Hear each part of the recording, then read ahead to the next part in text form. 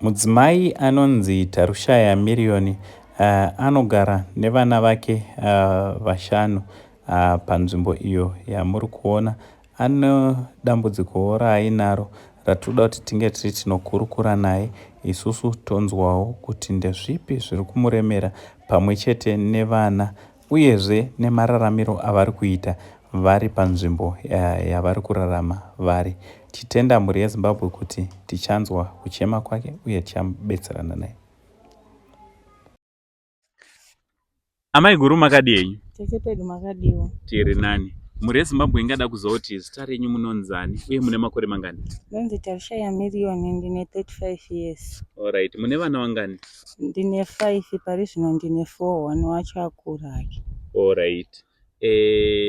Nevana ava manenguva yakareba sei muchigara pano?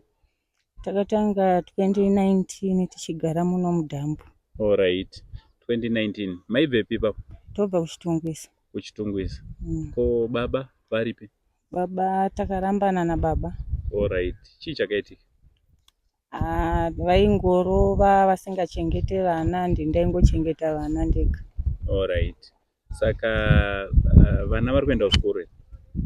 Vanga vachimboenda, izvino zvavasi kuenda nekuti arikuda kuenda form 1, handina mari yacho yekuti aende form 1. Neari grade 5 neari kuda kuenda ECD. Handisati ndaane mari yacho. Alright. Saka munorarama sei muri panapa nevana? Tinotoendawo mugogogo imomo ndoma tichingonongawo zvimadomasi zvigubhu tichitengesawo. Alright. Saka pazuva munogona kutengesa zvigubhu zvemari? Ezvinozvi munomu mari dzacho hadzichanyatsotenderera nemiziyamu yakaiswa iyi. Saka tototengesawo kana kuti kupera kwemwedziwo tikaunganidza tikavafonerawo. Ndopatobatawo kana $20 kupera kwemwedzi. Saka kureva kuti munorarama nezvekunounga ne$20 yamunenge mawana ipapo. Saka pamba ndo pamunotogara panapa? Ndo patinogara tikatodzingwawo tine kwataitorojawo 1 room.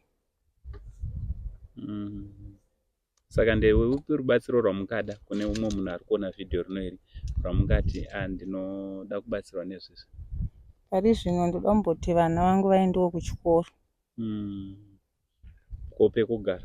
Nepekugara pacho ndopada. Alright. Mhuri yeZimbabwe ndofunga muri kungozvinzwira. Tiri panapa padam site. Aiwa, patati rega timbouya tizombokurukura nehama mai guru vane vana vavo 4 vavanogara navo vadiki. Pavana vari panapa pana mwana ari kuenda kuchikoro nekuda kwematambudziko akasiyana siyana.